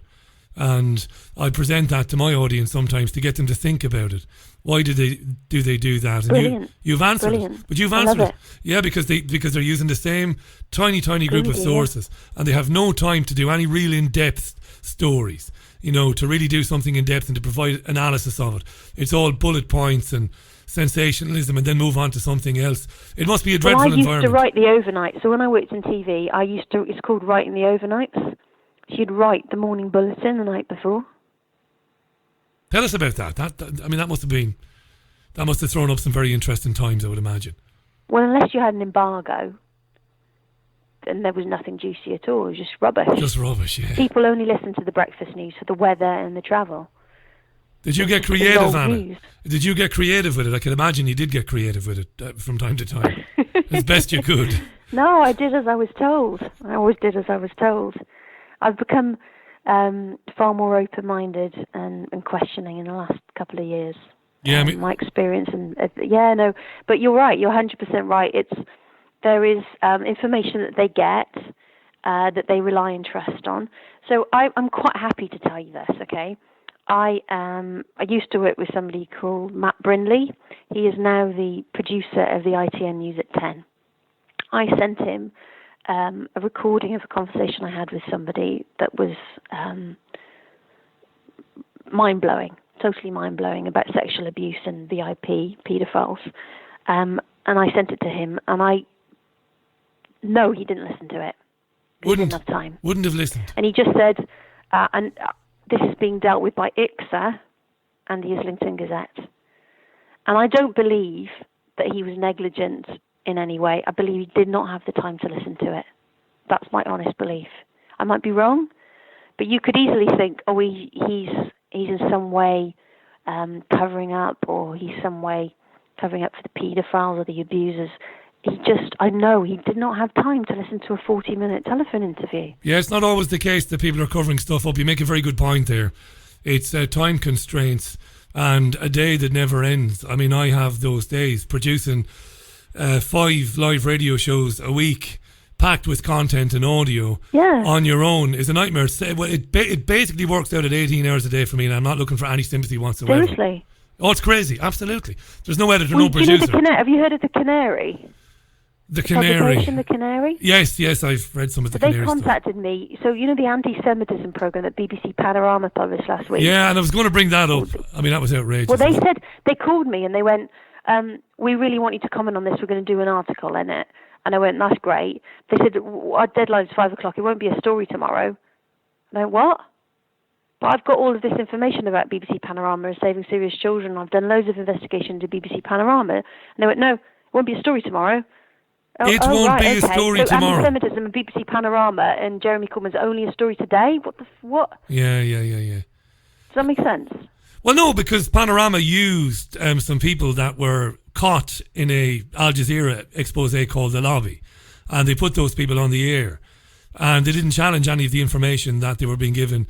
You know, people saying we were abused, we were called these awful names. It was a dreadful piece of claptrap. No matter who, no matter which side of it you're on, you'd have to be honest and say it was rubbish. So for the Canary to say to you, it won't be news tomorrow, well, I don't know who the hell is working at the Canary, but that's just rubbish. Of course, They're it's going to scared. be. It wasn't. It was like, well, we're not sure it will be news. It's current now, and we've got to. It's the daily news cycle, and the daily news cycle, I think, comes from that 4-channel era where we're all taking in news from 4 or 5 channels on TV or the newspaper, which comes out once a day. But I want people to see news in a different way and to ingest it in a different way. It's not just the day to day. And I really encourage people to do their own research. You know, this whole Carl Beech scenario, ICSA, back in March, they've got all of the Westminster hearings. You know, don't take my word for it. Go and look for yourself. Read the I've transcripts. mentioned 1, 2, 3, 4 former detective inspectors or former detective chief inspectors talking about how they were asked or told to cover up the Westminster paedophile ring. So go and do your own research. Don't listen to me. The transcripts are there for anybody who wants to read them, Anna. You're So absolutely the videos right. are there. Them The actually videos are talking, there. and they swear on oath as well. Swearing The on testimonies oath. are there. Swearing on oath that we were told to drop it. I remember hearing that for the first time a couple of years ago. I remember hearing it. Speaking to people, speaking to former policemen, and we know 1 or 2 people, you and I, we share 1 or 2 contacts, and other people I've spoken to that I find to be very credible that used to be in the police. I've heard from 1 or 2 people that can't go public. They've said to me, absolutely, Richie, we got to a certain stage and it was closed down. And anybody who's listened or read Maggie Oliver's book about the Rochdale grooming gang, you know, it's hard to read when you're reading it. They go to their superior officers with a little package with a lovely bow on top, with irrefutable evidence, with names, with everything, and they're told, just stop now, quit it now. Quit it. It's all there, you know, if people want to be... What we need to do, Richie, is give those senior police officers who probably want to come forward, they probably got kids, and, you know, not everyone's a psychopath, but they've not had a place to go. That's They've right. not had a welcoming place to go that will believe and trust them. But you know why they won't come on this still- programme? I'll tell you why they won't come on with me. And there's one particular gentleman I've been in touch with for about 4 years now. He's got a child... a young girl who's still in high school. She's coming to the end of it, or what we call secondary school. And he's got a son who's trying to get work in the city, and he's terrified of retaliation. It's not about his own financial situation because he's retired. He went into the private sector, made some money. He retired young, but he's terrified of retaliation. He believes... Well, he's more in danger now. This He's is more in it, you danger see. now by This keeping is it it. quiet. Yeah. Well, maybe you As could soon make as that I got argument. the information, I Yeah. went public because I felt I was at risk. Yeah. And these are arguments I've made. And with some people, it's like, no, you know, I had a lady came to me last week, very credible woman. She has a story about forced adoption. But until her own child turns 18, she won't tell me. For fear that the social services will start knocking on the door. She said, Richie, in 18 months' time, I'll come and give you the story of your life, and gave me the outline of it. Incredible. But the fear of retaliation, because we don't have the law. The law isn't fit for purpose in this country to protect people who've got stories to tell. No. And you have to respect them, and people that are scared, and for whatever reason, I was just talking to a guy literally 10 minutes before I spoke to you, very similar situation. And, yeah, you have to respect that. You do, and you and I are one day when I don't know, they're scared. They're scared. People are scared. Of course they are, and people like you and I, we've got an appetite for it. You want to get the story out there, not for your own benefit or your own gain, but you want to get it out there. Well, what drives you? There's My father drives me. What drives you to do this? Just a sense of kind of embarrassment that when I spent several years producing radio programmes commercially in Ireland for a big and a successful station. Just kind of embarrassment at what we were doing. Like, we were suppressing stuff subconsciously as well as consciously. You know, we took the wires, we rewrote the wires into news stories, we spoke to politicians, and we prevented, not all the time, you know, but a lot of the time we were basically just serving the establishment. We were basically parroting the establishment line, even though my presenter, who was brilliant and he was compassionate and he was decent and he was lovely and I was a good producer, we didn't mean to do that, but we did. And that's what kind of led to a change in me. And September the 11th. Well, that's incredible. And stuff. And you've made a good point too, in that there are so many journalists that are like us. Yeah. You know, we've got to get them on side, really, haven't we? Do you know what? Attacking them is probably not the best way of dealing with this situation. No, and I try not to. You know, some of the presenters now, I give the presenters a hard time. When I do a monologue, I play some of their clips and I laugh at them. That's okay. But no, the journalists and the writers in the papers, no, I don't bully them or go on about them all the time, because I think, look. I was naive. I look back at who naive. I was just naive. We didn't know any better. Very naive. Anna, I could spend all day speaking with you and I wouldn't dream of patronising you. It's brilliant to speak with you. Go to breesmedia.co.uk, folks. Check out Anna Brees on Twitter as well. Come back again real soon, and it's great work you're doing with whistleblowers. And great work you're doing too. Not at all. All I do is give a platform to people to talk. You're actually engaging with people and doing something that's tangibly terrific, and I'm proud to be speaking to people like you. That's what this program is for. So same here. Come back again soon, Anna. Thanks. Enjoy the rest of the summer. Let's get together again in the autumn and have another natter about these issues. I'm delighted to know you. Thanks for coming on. And remember, things are changing. I can feel it every single week. Things are changing. And when I talk to you again, we'll have a lot of good news stories, I think. I think so too. Anna, thanks a lot. Enjoy the rest of the evening, and thanks for your time today. Really appreciate it. Okay. That was Anna Brees, breesmedia.co.uk. And as I said, Anna is on Twitter. There's only one Anna Brees, BREES. The time is 7 minutes to the top of the hour. Fascinating stuff. Look, you'd have to be a complete thickwad, a Dumbo, to not see what's happening with Carl Beech, the man known as Nick. There's no doubt that some of the things that Carl Beech said are true and happened. I think there's also little doubt that there was a kind of a scattergun approach with him to naming people. Maybe that he was induced to name, maybe he was coerced into naming certain people. And the conviction that he has of downloading the images online, it's not nice, is it? You know, you can't condone that or seek to justify it. People say to me and have said to me that those who are sexually abused, some of them go on to do things like that. I don't know. But it's patently obvious to me that what the media has done, and all I'm doing here is paraphrasing Anna, and she put it very, very succinctly, better than I ever could, she put it. They're using the guy now to say, well, that's it now, clap your hands together, nothing to see here at all. This VIP paedophile ring is a nonsense. It just is nonsense. It's a fantasy. And we should be much more grown up about these things, and we shouldn't give any credence to any of this stuff at all. Job done, let's move on. That's what's happening, I believe. Because it's been relentless since the man was found guilty, which is, 2 weeks ago now, 10 days ago? He was found guilty, and then there was a 4 or 5 day wait to the sentencing. It's been relentless. It's program, it's conditioning. You must believe that this is untrue, that this is all a fantasy, because we're telling you every day of the week.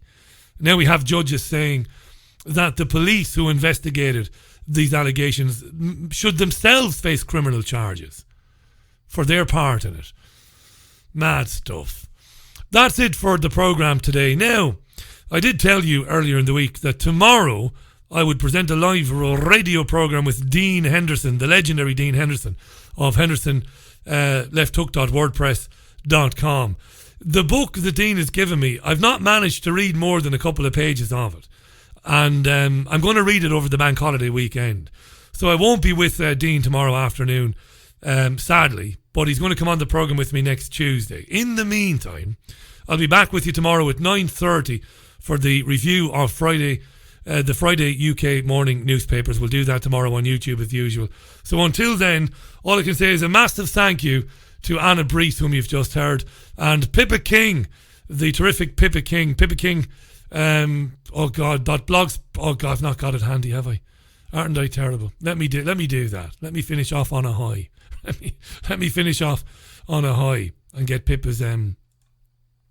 It's pippaking.com. pippaking.blogspot.com. That's pippaking.blogspot.com. That's where you'll find Biometrics in schools, and it's breesmedia.co.uk. Thanks to you for listening. See you tomorrow at 9:30. Until then, look after yourselves and one another. Have a brilliant rest of your Thursday evening. RichieAllen.co.uk is my website, and it's youtube.com/Richie Allen Show for the newspaper review tomorrow. Closing out with Aslan. Bye now.